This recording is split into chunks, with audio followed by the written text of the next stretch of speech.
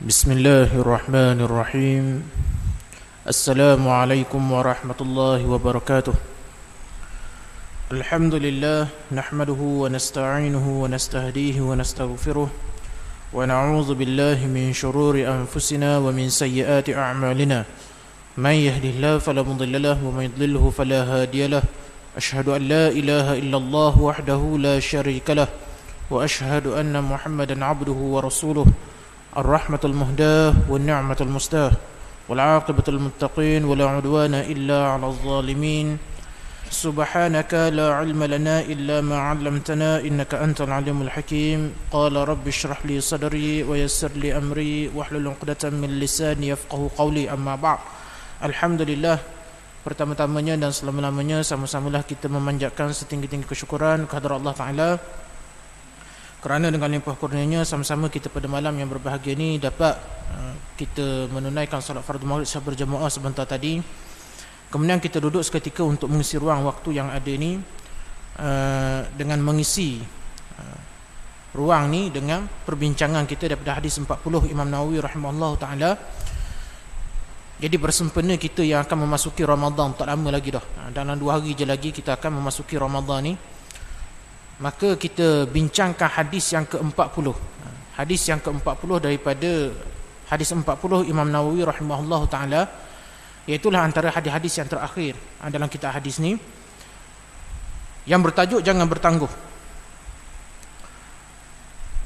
Qala musannif rahimahullah ta'ala an Ibn Umar radhiyallahu anhuma qala akhadha Rasulullah sallallahu alaihi wasallam bimankibi فقال كن في الدنيا كأنك غريب أو عابر سبيل.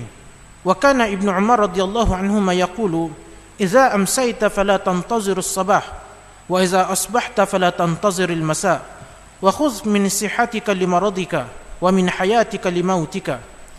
Daripada Ibn Umar radhiyallahu anhuma, beliau berkata, Rasulullah sallallahu alaihi wasallam telah memegang bahuku lantas bersabda, jadilah kamu di dunia ini seperti orang asing atau yang musafir. Ibnu Umar radhiyallahu anhuma berkata, apabila kamu berada di waktu petang, janganlah kamu tunggu sehingga ke pagi, dan jika kamu berada di waktu pagi, janganlah ditunggu sehingga ke petang. Gunalah masa sihatmu sebelum masa sakitmu, dan gunalah masa hidupmu sebelum waktu matimu. Jadi hadis yang kita baca pada malam ni sebenarnya suatu hadis yang ringkas sahaja. Sebenarnya matan hadis ni hanyalah kun fid dunya ka'annaka gharibun aw 'abiru sabilin. Tu je hadis dia. Ada pun yang selebihnya ialah penjelasan ataupun syarah daripada Ibnu Umar ni sendiri. Jadi Nabi SAW berpesan kepada Abdullah Ibn Umar, jadilah kamu di dunia ini seperti orang asing atau orang yang musafir. Lalu Ibnu Umar dalam mensyarahkan hadis ni dia menyebut, apabila kamu berada di waktu pagi, maka janganlah apabila kamu berada di waktu petang, janganlah kamu tunggu sehingga ke pagi, dan jika kamu berada di waktu pagi, janganlah ditunggu sehingga ke petang. Gunalah masa sihatmu sebelum masa sakitmu, dan gunalah masa hidupmu sebelum waktu matimu. Jadi hadis ni yang bertajuk Jangan Bertangguh, maka kenapa pada awal permulaan kuliah ni saya sebut bersempena dengan Ramadan? Kerana tuan-tuan muslimin muslimat, hadis ni dia berkait rapat dengan Ramadan yang singkat waktu dia. Jadi hadis ni dia bukan sebut pasal Ramadan. Hadis ni dia menceritakan ataupun dia menyebut tentang usia kita. Yang mana usia kita ni tuan-tuan, walaupun mungkin sebahagian orang dia capai umur 60, 70, ni waktu standard ataupun usia standard. Yang mana Nabi sebut umur aku di antara 60 hingga 70. Dan ada di kalangan kita yang sempat sampai 80 hingga 90. Walau demikian, ada yang tak sempat sampai umur tu. Ada 50 dah tak ada, 40 dah tak ada, 35 meninggal. Jadi mana tuan-tuan, walau berapa pun usia kita sebenarnya, dia tak panjang. Kalau dibandingkan dengan umat-umat yang terdahulu, usia kita ni pendek sangat-sangat. Bahkan kalau kita bandingkan dengan umat Nabi Nuh, ataupun kita bandingkan dengan usia Nabi Nuh sendiri, Nabi Nuh, yang mana maklum untuk kita ketahui usia dakwah ni bukan usia Nabi Nuh. Usia dakwah Nabi Nuh ialah 950 tahun. Adapun sebelum Allah Ta'ala melantik dia menjadi Rasul, kita tak tahu berapa ratus tahun dah dia hidup. Dan selepas berlaku banjir, bencana banjir itu, kita tak tahu berapa ratus tahun pula Nabi Nuh ni hidup. 950 tahun tu cuma usia dakwah dia saja. Bayangkan tuan-tuan kalau usia kita macam usia umat Nabi Nuh. Tak? Bayangkanlah. Buntung kalau umur kita gitu. Tak? Orang tanya, tak? Bila kita kerja, orang pun baru masuk kerja tanya kita, abang kerja berapa tahun dah? Baru dalam 500 tahun. Tak, kalau usia kita macam umat Nabi Nuh lah. Berapa tahun dah kerja? Baru 500 tahun. Dah peceng, ada dalam 400 tahun lagi kot. Tu kalau usia kita macam umat Nabi Nuh. Tapi umur kita ni berapa je dok? Tak sampai. Jadi tuan-tuan, dok kira panjang ataupun pendek usia kita, sebenarnya bila sampai saat usia kita di penghujung, sampai nyawa kita dekat halqum, masa tu kita akan sedar umur kita dah panjang pun. Walaupun mungkin kita dah hidup sampai 80 hingga 90 tahun. Maka 80 hingga 90 tahun tu pendek je sebenarnya. Cuma masa kita umur muda apa semua, mungkin kita menganggap bahawa usia kita panjang lagi. Kita tak tahu bila kita mati. Maka kita menganggap usia kita panjang lagi. Tu orang muda-muda kalau diajak ke masjid, diajak untuk buat amal soleh, maka dia anggap tu tua-tua kayak gilah buat. Dok, muda-muda ni nak enjoy dulu. Dok. Lala dok dan tua mati dulu. Dok. Dok dan sempat nak habis enjoy dia tu. Mati dulu. Tuan-tuan, kita tak tahu usia kita bila. Tak. Jadi biasa orang yang muda-muda dia berasakan seakan-akan dia akan hidup sampai 70 80. Walaupun dia sendiri pun tak tahu sebenarnya sempat sampai ke tak. Lalu menyebabkan dia meninggalkan amal. Dia tidak sibuk untuk memperbanyakkan amal dia. Tapi saat bila umur dia sampai 60 ataupun kita kata kira berapa pun umur dia, bila sampai saat nyawa dekat halqum, masa tu kita akan sedar umur kita dah panjang. Maka sebegitu juga perkaitan dengan Ramadan. Ramadan ni tuan-tuan muslimin muslimat, dia umpama manifestasi ataupun kita katakan lambang kepada gambaran kepada kehidupan kita. Ramadan masa kita mula masuk, kita start puasa hari Khamis dok. Hari Khamis ni kita start puasa. Tengok lepas sahur tu. Hitung lalu dah bila nak raya. Baru lepas sahur. Puasa sehari dah lagi. Kita dah mula merasakan lambat lagi nak raya. 30 hari lagi. Lalu kita lalui benda tu hari demi hari. Sehinggalah bila sampai saat akhir Ramadan, baru kita sedar rupanya 30 hari tu sekejap je. Ni biasa. Biasa kita rasa begitu. Maka tuan-tuan, Ramadan ni dia gambaran. Dia gambaran kepada kehidupan, usia kehidupan kita. Orang yang bijak beramal, dia akan memanfaatkan Ramadan dengan sepenuhnya. Sebagaimana dia memanfaatkan sepenuhnya usia dia untuk beramal. Kalau kita terus dengan perangai lama kita yang tidak mempedulikan dengan Ramadan, dengan tidak mempedulikan dengan amal, kita hanya sibuk duk kira bila nak raya, baju ada dok lagi, hari ni nak buka benda, akhirnya Ramadan berlalu begitu saja. Sama macam usia kita. Kalau kita tak sibuk dengan beramal, kita sibuk hari ni nak makan benda, esok nak pergi mana, lusa nak buat apa, akhirnya usia kita habis berlalu begitu saja. Cuma tuan-tuan, mujur Ramadan ni dia ada sempadan masa mula dan tamat dia. Kita ada sempadan mula dan tamat kita. Cuma kita tak tahu bila tamat kita. Hok mula tahu dah, kita lahir umur berapa, tarikh berapa. Tapi kita tak tahu bila kita akan mati. Ramadan dia ada dah tarikh dia, bila satu Syawal apa semua. Jadi sebab tu kita katakan hadis yang kita baca pada malam ni tuan-tuan muslim muslimat, sebenarnya dia ada perkaitan dengan Ramadan, iaitulah hadis ni dia menggambarkan tentang usia kita, yang mana sepatutnya kita memanfaatkan usia kita untuk beribadat dan tidak merugikan dengan melakukan perkara-perkara yang tidak bermanfaat bagi kita, tidak bermanfaat untuk dunia kita, apatah lagi untuk akhirat kita. Jadi Al-Imam Bukhari rahimahullah ta'ala meletakkan hadis ni dalam kitab Ar-Riqaq, yang mana kitab ni menghimpunkan di bawahnya hadis-hadis yang berkaitan dengan perkara yang boleh melembutkan hati. Jadi hadis ni tuan-tuan secara amnya dia mengajarkan kepada kita bagaimana untuk kita berinteraksi dengan dunia dan segala isinya. Dan Islam mengajarkan kepada kita bahawa dunia ni hanyalah tempat persinggahan. Dunia hanyalah tempat persinggahan. Dunia bukan tempat tinggal. Dan kita berada dalam dunia ni adalah untuk mempersiapkan diri kita menghadapi akhirat. Itu tujuan kita hidup atas dunia ni. Dunia bukan tempat tinggal kita. Sebab tu tuan-tuan, kenapa bila mana kita ditimpa ujian? Tak? Sebagaimana Allah Ta'ala sebut dalam Al-Quran, فَلَنَبْلُوَنَّكُمْ بِشَيْءٍ مِّنَ الْخَوْفِ وَالْجُوعِ وَنَقْصٍ مِّنَ الْأَمْوَالِ وَالْأَنفُسِ وَالثَّمَرَاتِ وَبَشِّرِ الصَّابِرِينَ الَّذِينَ إِذَا أَصَابَتْهُمْ مُصِيبَةٌ قَالُوا إِنَّا لِلَّهِ وَإِنَّا إِلَيْهِ رَاجِعُونَ. Bila mana Allah Ta'ala berfirman, sudah pasti kami akan menguji kamu. Tak? Bisyai'in minal khauf, dengan sedikit ketakutan. Tak? Wal-ju', dengan sedikit kelaparan. Wa naqsim minal amwal, diuji dengan sedikit harta. Wal anfus, dan juga diuji dengan kematian.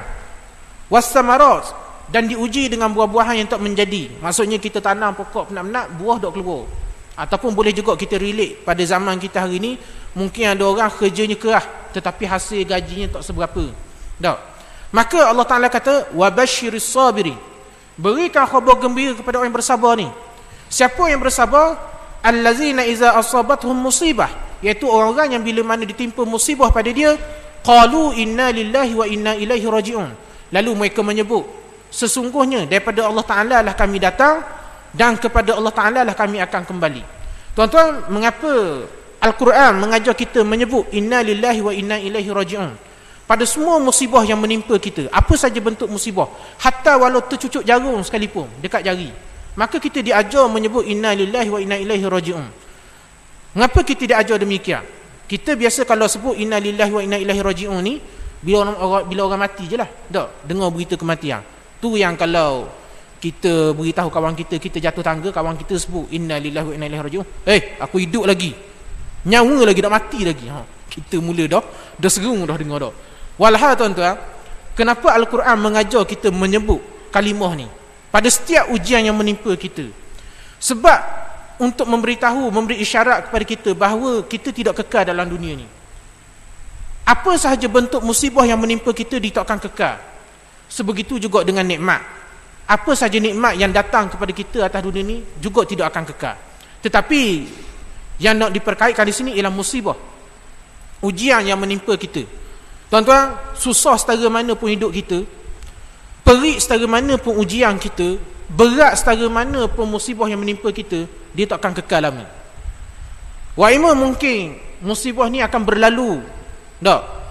Dengan berlalunya masa, ataupun musibah ni akan hilang pada kita dengan sebab meninggalnya kita, matinya kita.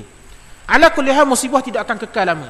Kita diajar untuk membaca kalimah ni sebagai mengingatkan kepada kita bahawa kita tidak kekal dalam dunia ni. Dunia bukan tempat tinggal kita. Kita datang daripada Allah Ta'ala dan kita akan kembali kepada Allah Ta'ala. Persoalan, keadaan bagaimana yang kita nak bila kita kembali kepada Allah Ta'ala, tu persoalan dia. Maka bagaimana yang kita nak keadaan kita di akhirat, maka persiapkan keadaan tu semasa di dunia. Kita merancang hidup kita dengan cara kita merancang akhirat kita. Kita nak mati cara mana? Di mana kita nak balik bila mati nanti?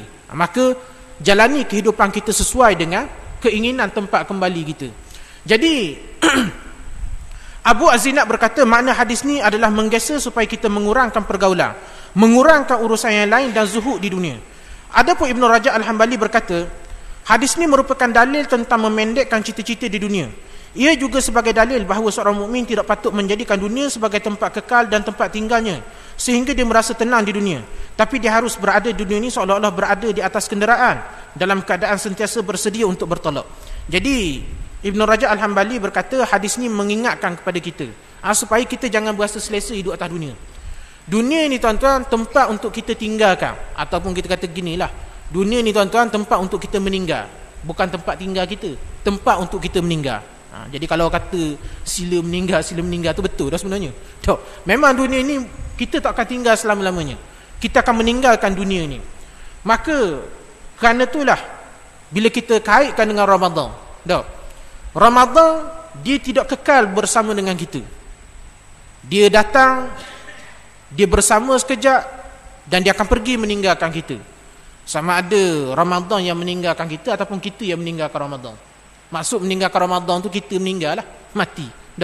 Ada orang tak sempat habis dengan Ramadan, ada orang tak sempat masuk dengan Ramadan.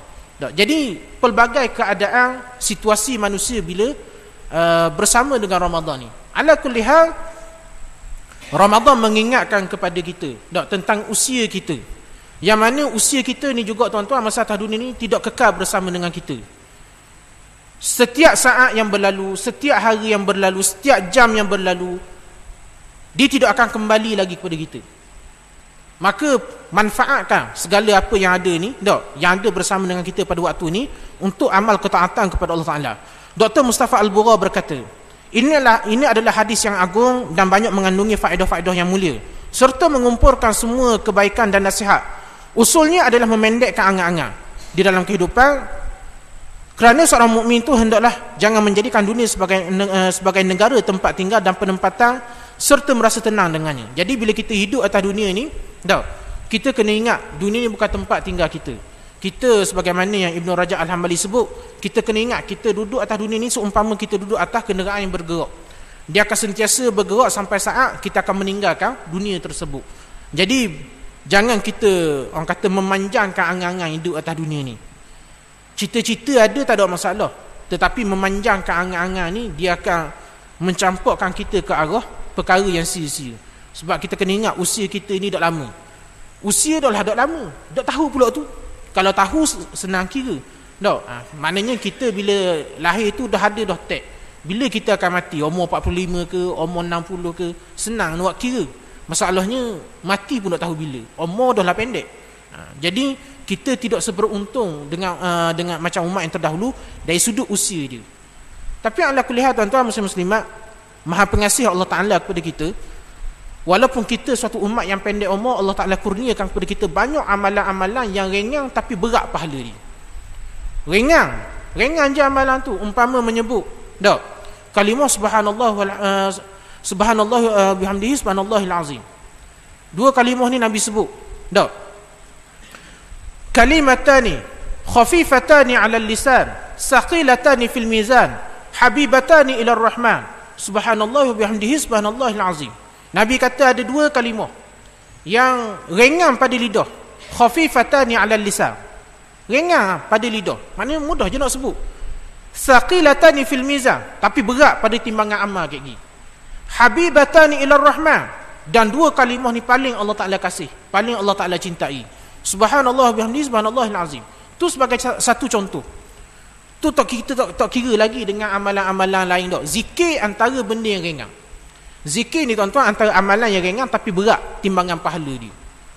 Ni bonus bagi orang yang hidup atas dunia ni. Dan sementara dalam usia kita Allah Ta'ala kurniakan pula Ramadan. Ramadan ni tuan-tuan bukan bulan untuk beramal. Ramadan ni tuan-tuan bulan untuk kita menambahkan amal.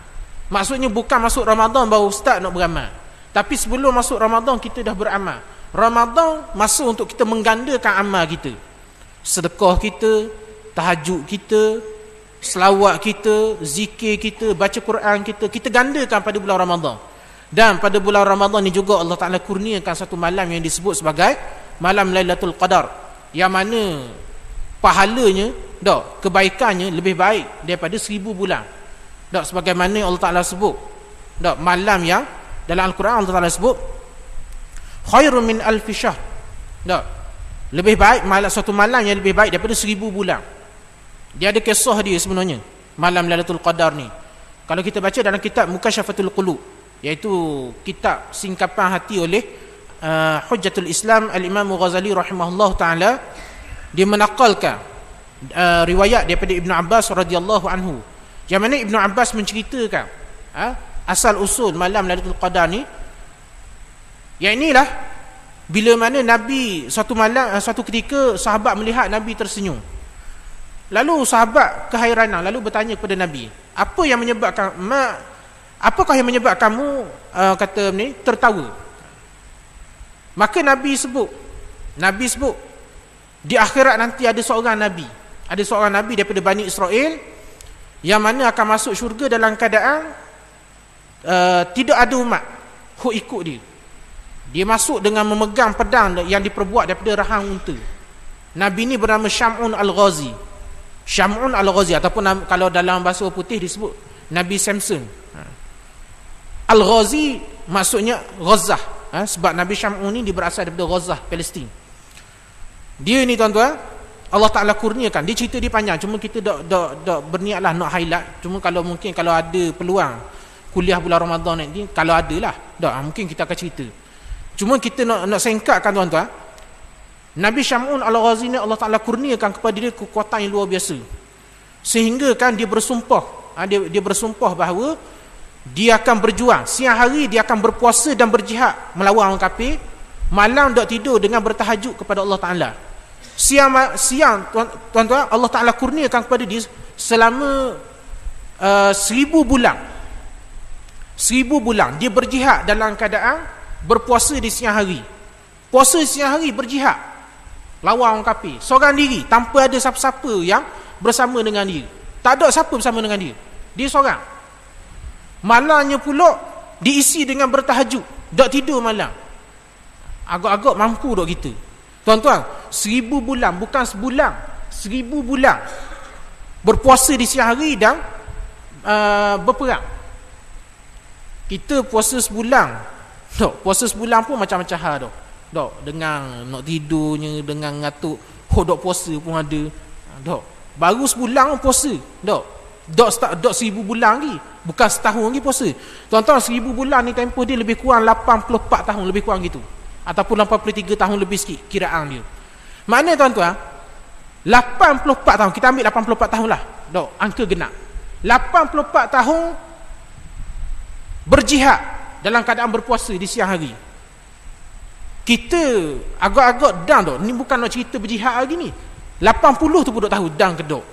Kalau hok dan 80 semua tu alhamdulillah. Tapi hok muda-muda macam hamba lah. Muda-muda dok. Tak tahu lagi dan kedok 40 dah udang kedok tak usah kata 84. 40 45 50 dah udang kedok. Dan dalam keadaan berpuasa di siang hari berjihad. Kita tuan-tuan agak-agak tak mampu puasa dok. Ke mampu? 1000 bulan. Puasa sebulan pun macam-macam hal. Dengan food panda, plastik hitam, macam-macam dah kita. Tak usah kata nak 1000 bulan. Tapi tuan-tuan, Allah Ta'ala kurniakan satu malam kepada kita yang mana kalau kita rebut pahala 84 tahun tu boleh ke kita? Dokkan tak boleh. Kita kalau ada bonus, ada benda, kita rebut. Bantuan Aifitri, contohnya dana raya.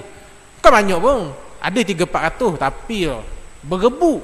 Kalau tak boleh, maki ke orang kalau dah dapat ke kita. Maknanya naknya ganjaran padahal 300-400 je pun bukan jadi kaya pun kalau boleh. Tapi mana nak royak sebegitu kita melihat orang kata keuntungan dunia.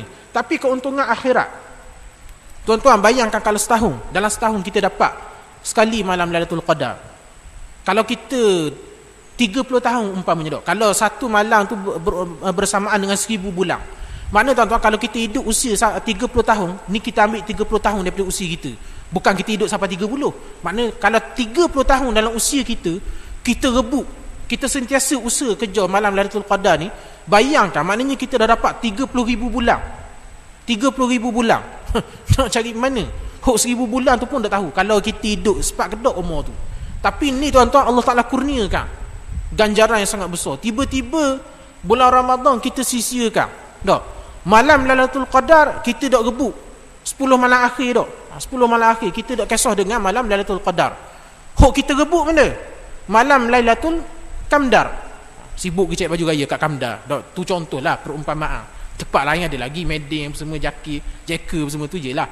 Cuma nak raya tuan-tuan, kita sibuk dengan nak raya sibuk nak raya sampai kita terlupa 10 malam terakhir ni waktu yang paling lumayan. Bayangkan tuan-tuan, sahabat meriwayatkan ni Aisyah meriwayatkan Nabi SAW pada 10 malam terakhir Ramadan Nabi ikat kain. Maksud ikat kain tu benda dak jimuk dengan bini, dak bersama dengan isteri. Nabi menumpukan dengan beriktikaf dekat masjid. Tu Nabi semulia-mulia makhluk. Tak ada dah manusia lain boleh lawan amal Nabi SAW, tak ada. Tapi dalam keadaan sebegitu tinggi darjat Nabi SAW, Nabi SAW tidak mempersiakan 10 malam akhir. Tiba-tiba kita Amal dah lah tak tahu ke mana dok. 10 malam akhir sibuk duk dengan kuih bakit. Dok, sibuk nak buat kuih bakit. Lala dah bakit subuh. Dok. Jadi berat nana jadi kita. Maka kerana itulah tuan-tuan, kita melihat bagaimana para sahabat, bagaimana Rasulullah dok, merebut 10 malam yang terakhir ni. Jadi kerana itu Ramadan ni sebagaimana yang kita sebut, dia menggambarkan kepada umur usia kita tu. Sebagaimana kita tidak boleh mempersiakan Ramadan yang cuma mari setahun sekali. Tak? Maka begitu juga jangan kita persiakan usia kita yang sentiasa berlalu masa dia tu. Usia kita ni tuan-tuan, bila dan dia berlalu, dia tak akan kembali lagi dah. Tak? Bila kita sambut birthday apa semua, yalah. Tak? Sambut hari jadi dah. Kita tiup lilin lah apa, macam-macam sekali lah. Soal tiru Nasrani apa semua, tu cerita nombor 2. Tapi maknanya ada orang siapa orang kata lilin tu kena ikut umur. Dok, tiup dia tu. Kalau 70 penuh lilin, banyak lilin pada kek lagi. Dok. Tapi maknanya bila kita menyambut hari jadi kita, dok, kita merayakan ulang tahun kelahiran kita. Kita kena ingat setiap kali kita menyambut ulang tahun kelahiran kita, menandakan telah banyak usia kita yang berlalu. Hari-hari dalam usia kita, bulan-bulan, tahun-tahun yang ada dalam usia kita telah banyak habis. Yang tinggal tak berapa banyak dah. Tak banyak dah. Dan kita pun tak tahu berapa lama lagi masa yang tinggal dengan kita. Maka kerana itu kita kena sentiasa memanfaatkan usia kita dengan amal ibadah ni. Baik. Tu baru mukadimah hadis tu. Dah masuk syarah lagi. Baru nak masuk syarah. Tak apalah, kita dok gaduh nak kerja habis. Dok. Ada peluang kita sambung lagi. Baik. Daripada hadis ni, antara faedah yang kita dapat ialah yang pertama, Rasulullah SAW sebagai seorang murabbi. Iaitulah Rasulullah SAW adalah murabbi, yakni pendidik bagi para sahabat. Rasulullah dalam mengajarkan para sahabat mengenai Islam menggunakan pakai pelbagai metod pengajaran dan pendidikan, yang mana boleh kita jadikan panduan. Rasulullah menggunakan masa-masa yang ada, kadang-kadang menggunakan ilustrasi serta bahasa yang sesuai dalam mengajarkan sesuatu kepada sahabat. Jadi tuan-tuan muslim-muslimat, kalau kita baca dalam hadis-hadis Nabi yang banyak lah, tahu bagaimana kaedah yang Nabi gunakan dengan pegang bahu, dengan memanggil kalimah. Sebelum ni kita cerita berkenaan dengan hadis yang berkait hadis dalam hadis ni juga, iaitu hadis yakin kepada Allah Taala. Bila mana Nabi menyebut kalimah ya ghulam kepada Ibnu Abbas. Ibnu Abbas yang ketika tu usia dia masih usia kanak-kanak. Ghulam ni tuan-tuan, ghulam ni ialah gambaran usia remaja. Usia baru lepas balik, masa baru nak tumbuh misai dengan janggut. Tu ghulam. Jadi kita dah cerita sebelum ni, maksud ghulam ni ialah adanya di sana faedah tafaul. Tafaul ialah kita memanggil seseorang dengan gelarang yang lebih tua pada dia dengan sebab tafaul, iaitu faedah mendoakan, iaitu kita mendoakan mudah-mudahan dia sempat sampai ke usia yang kita sebut dia tu. Kalau macam budak-budak kecil umur 7-8 tahun, kita panggil dia. Contoh macam budak tu nama Nakiyuddin, kita panggil Pok Ding. Umur 7 tahun panggil Pok Ding. Jadi panggil tu tuan-tuan, kalau dalam bahasa Arab kita mungkin panggil gura. Tapi dalam bahasa Arab, kaedah memanggil usia dengan lebih tua ni, panggilan usia yang lebih tua ni daripada umur, ni maknanya kita mendoakan kepada dia. Kita mendoakan mudah-mudahan dia sampai usia pokcik-pokcik paling kurang lah. Bukan makna nak kata sampai usia pokcik mati lah. Bukan. Tapi maknanya dia dah sampai usia tu. Lebih lagi, tu kurnia Allah Ta'ala. Jadi tu satu bentuk bagaimana Nabi memanggil sahabat, bagaimana Nabi meletak. Macam dalam hadis ni, Nabi pegang bahu Abdullah bin Umar. Nabi pegang bahu dia. Jadi di antara metod pendidikan ni ialah sentuhan. Kaedah sentuhan. Tuan-tuan, sebenarnya kalau kita baca dalam banyak hadis-hadis Nabi, kita kaji bagaimana cara Nabi berinteraksi dengan sahabat. Bagaimana kaedah Nabi dalam mengajar sahabat. Dengan lukis gambarnya, dengan buat isyarat jarinya. Macam Nabi sebut aku dengan kiamat gini. Nabi tunjuk. Maknanya rapat. Usia dia dengan kiamat ni dekat. Mana tu contoh isyarat. Contoh Nabi menunjukkan isyarat kepada sahabat. Jadi tuan-tuan, banyak sebenarnya kalau kita ambil metod pengajian ataupun metod pengajaran Nabi kepada sahabat ni, sebenarnya banyak yang boleh kita terapkan dalam dunia pendidikan kita. Ada seorang ustazah dekat Malaysia ni lah, dia lepasan Mesir. Nama dia Ustazah Siti Khadijah. Dia kedok Siti Khadijah. Tak apalah, dah ingat nama dia benda.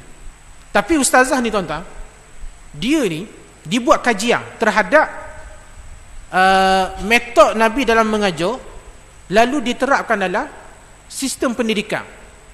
Dibuat kaedah dia.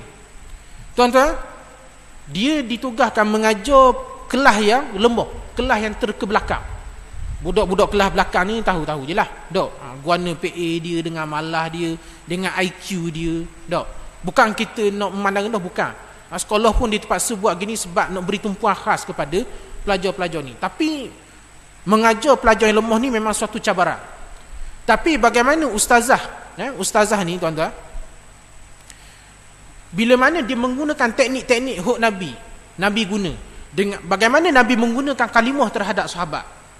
Nabi memanggil dengan panggilan-panggilan yang mesra, panggilan-panggilan yang baik. Nabi tidak meninggikan suara dengan sahabat. Nabi maknanya mengajak ni untuk sahabat berfikir. Kaedah-kaedah ni tuan-tuan digunakan, dipraktikkan satu persatu.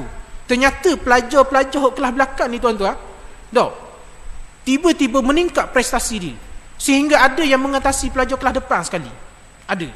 Jadi mana tuan-tuan, metod pengajaran Nabi SAW dengan sahabat ni tuan-tuan, kalau kita berjaya praktikkan dengan baik, kita akan dapat melihat kesan yang sangat positif. Cuma sayang, kita umat Islam lebih banyak berkiblatkan kepada cara pendidikan barat. Kita melihat bagaimana barat mendidik kanak-kanak, bagaimana barat mendidik pelajar, itulah cara yang kita ambil. Kerana kita melihat kemajuan dia, kita menganggap cara didikan sebegitulah yang menjadikan mereka ni maju. Lalu kita mengikut satu demi satu perbuatan mereka. Kita mengenepikan nilai-nilai murni yang ada dalam masyarakat kita, kita gantikan dengan nilai-nilai yang ada dalam barat, dibawa masuk dalam hidup kita. Tapi akhirnya keadaan tak jadi molek pun. Kita pakai hari ni tak jadi maju-maju pun macam geria. Tuan-tuan, kita kena sedar, siapa yang meletakkan negara umat Islam ni di negara dunia kelas ketiga, negara-negara dunia ketiga? Siapa?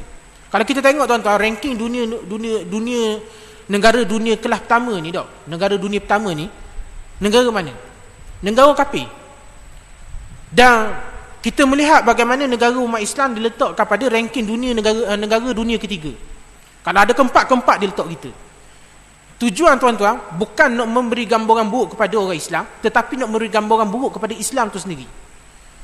Kita mengenepikan nilai-nilai kita kerana terpengaruh dengan agenda mereka.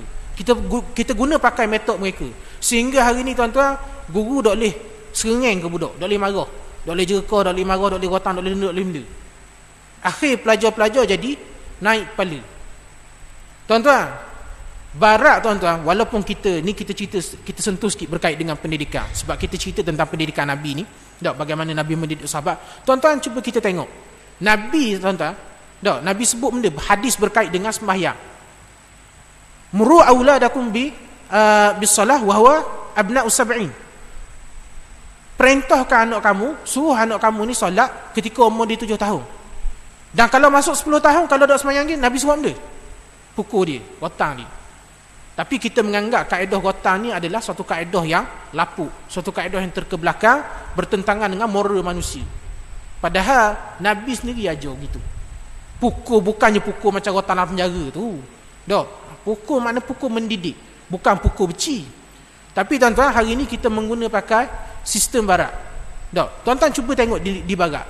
Tuan-tuan, di barat, nak cerita, di barat, mereka walaupun kita lihat maju dari sudut teknologi, maju dari sudut kehidupan semua, tuan-tuan, mereka mengalami satu krisis yang sangat besar, iaitu krisis moral dan keruntuhan akhlak, serta jenayah yang tak dapat nak dibendung. Sehingga kan tuan-tuan, pernah dalam satu persidangan parlimen di Britain, ketua padri di Britain, di Great Britain, menyebut bila mana presiden pada ketika itu mengemukakan isu berkait dengan jenayah yang tak terkawal di barat, di Britain lah. Maka ketua padri ketua paderi di Britain pada ketika tu yang berada dalam parlimen tu disebut benda. Tidak ada jalan untuk kerajaan hapuskan jenayah hari ni, melainkan kena kembali kepada undang-undang Islam. Tu je cara dia. Sebab terbukti undang-undang yang manusia buat tak berjaya. Tuan-tuan, kita kena ingat, setiap apa yang Islam perintahkan kepada kita semuanya bersesuaian dengan fitrah kita. Islam suatu agama fitrah, baik dalam bab bersuci, bab dalam solat, bab dalam puasa, hatta dalam pendidikan, hatta dalam undang-undang, hatta dalam ekonomi. Semua hak Islam gariskan, semua yang Islam ajar kepada kita bersesuaian dengan fitrah kita. Umpamanya tuan-tuan, kalau kita sebut dalam isu kebersihan, kebersihan ni tuan-tuan, Islam satu-satunya agama yang menitik beratkan kebersihan lebih daripada agama-agama yang lain. Dah yang kita tak jadi bersih tu sebab kita, bukan sebab salah Islam. Kita yang tidak ikut. Tuan-tuan, Islam suatu agama fitrah. Maka bersesuaian dengan fitrah manusia, Islam menitik beratkan aspek kebersihan. Tuan-tuan, kalau kita ni tuan-tuan suka hidup dalam kotor, tak peduli dengan kebersihan, sebenarnya kita bukan setakat menyalahi perintah agama, tapi kita menyalahi tabi'i kita sendiri, fitrah kita sendiri. Begitu juga tuan-tuan, apa saja benda yang lain, tak perkara lain. Kenapa kita solat? Tuan-tuan, kenapa kita solat 5 waktu sehari? Tak boleh ke kita buat macam orang Kristian, pergi gereja seminggu sekali je? Pergi gereja seminggu sekali je. Orang Kristian tak pergi hari-hari tuan-tuan. Orang dia, orang Hindu, orang Buddha, bukan hari-hari mayang macam kita. Kita je hok mayang 5 kali sehari. Kenapa? Kenapa kita ni Allah Ta'ala perintahkan solat 5 kali sehari? Sebab tuan-tuan, antara fitrah manusia ialah fitrah bertuhan. Manusia tak boleh lari daripada fitrah bertuhan. Siapa yang cuba lari daripada fitrah bertuhan dan bertuhan pula dengan bertuhan ke Allah Ta'ala, dia akan menemui kesengsaraan dalam hidup. Tuan-tuan, cuba kita tengok hari ni contoh macam K-pop. Tuan-tuan tahu K-pop? Korea lah, Korea. Tak, hari ni anak-anak kita minat. Bukan kata anak-anak kita je tuan-tuan. Kadang-kadang tua-tua pun minat K-pop. Tak, mocik 70 minat lagi K-pop. Tak, warna mocik lama dah apa kulang ngaji, tengok drama Korea rumah, cucu balik cuti sekolah, layan drama Korea sama naik dengan cucu. Tuan-tuan, hari ni boleh kata semua orang minat K-pop, boleh katalah. Tak, tapi tuan-tuan tahu tak, di sebalik kita minat dia, cuba kita baca fakta yang berlaku dalam negara mereka. Berapa banyak kes bunuh diri? Umpamanya dalam artis mereka tak, penyanyi dia, pelakon dia, berapa banyak kes bunuh diri? Kerana tuan-tuan, manusia ni tuan-tuan, dia ada satu ruang dalam hati dia. Dia ada satu ruang dalam hati dia. Dia nakkan kepada Tuhan. Dia nak kepada Allah Ta'ala. Banyak kalau kita baca, umpamanya macam kalau tuan-tuan tahulah, tak kenal Kurt Cobain. Tahu Kurt Cobain? Bukan Cicak Cobain, Kurt Cobain. Kurt Cobain ni penyanyi kumpulan Nirvana, saya tak silap. Dia ni tuan-tuan, bagaimana dia cuba mengisi kekosongan hidup dia dengan dadah, dengan orang puang, dengan arak benda dia tak rasa, dadah benda dia tak cuba, orang puang bangsa mana dia tak pernah cuba, mana berzina lah. Tapi dia tetap tak dapat nak isi satu ruang rasa kosong dalam hati dia. Hak ni tuan-tuan yang kita katakan ruang fitrah bertuhan. Sebab tu tuan-tuan, kenapa kita lihat bagaimana orang Islam susah setara mana pun hidup, kita tak dengar Islam bunuh diri. Betul tak? Orang Islam, cuba kita tengok kalau di Syria, di Yaman, di mana-mana yang berlaku perang, di Afghanistan, teruk setara mana pun mereka hidup, mereka tak bunuh diri. Tapi macam kita sebut tadi, di K-pop, di Korea, di Jepun, di Amerika, di Itali, mana-mana sahaja, cuba tengok statistik bunuh diri mereka begitu tinggi. Sedangkan kita orang Islam hidup susah, tak ada bunuh diri. Mereka negara yang dikatakan maju, diberi kebebasan bersuara apa semua, bunuh diri tinggi. Kerana apa tuan-tuan? Kerana tu kita sebut fitrah bertuhan. Solat ni tuan-tuan, dia menghubungkan kita dengan Allah Ta'ala. Sebab tu orang Islam walaupun hidup sengsara macam mana pun, tak bunuh diri. Kalau hak bunuh diri tu memang kata tak ada iman benar, hak bunuh diri tu. Jadi kerana tu tuan-tuan, solat dia sesuai dengan fitrah kita, manusia yang memerlukan kepada Tuhan dia. Dan begitu juga segala yang lain. Poligami apa semua termasuklah. Tambah syarat lebih poligami ni. Takut opal mangkuk dia. Cuma mana kita nak royak, sebenarnya tuan-tuan, apa sahaja yang Islam perintahkan kepada kita, segala tuntutan syarak semuanya bersesuaian dengan fitrah kita. Termasuklah puasa ni sendiri. Puasa Ramadan yang bakal kita hadapi kat gini juga sebenarnya suatu benda yang bersesuaian dan berkait rapat dengan fitrah kita sebenarnya. Bagaimana kita nak menyucikan fitrah kita, bagaimana kita nak mengekang hawa nafsu kita. Kita tahu bahawa kita hidup ni tuan-tuan dengan nafsu, dengan syaitannya dok goda kita. Maka puasa ni dia membantu kita mengekang hawa nafsu kita. Jadi kerana tu tuan-tuan, kembali kepada isu pendidikan tadi, tuan-tuan, di barat kita melihat di berita umpamanya dok, sebuah negara yang ada institusi pengajian tinggi yang terkemuka. Hatta kalau kita dunia pendidikan hari ni pun kita banyak berkiblatkan pada mereka.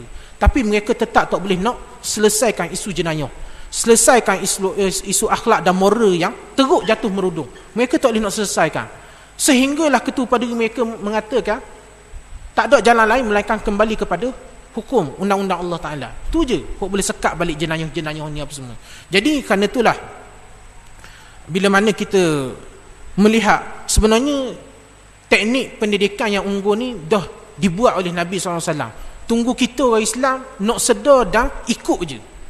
Cuma gitulah, kita lebih kepada berkiblatkan kepada barat. Jadi mudah-mudahan dengan kita membaca hadis ni malam ni berserta dengan syarah dia ni, hari ni kita kembali sedar tentang kelebihan-kelebihan dalam Islam yang terlalu banyak.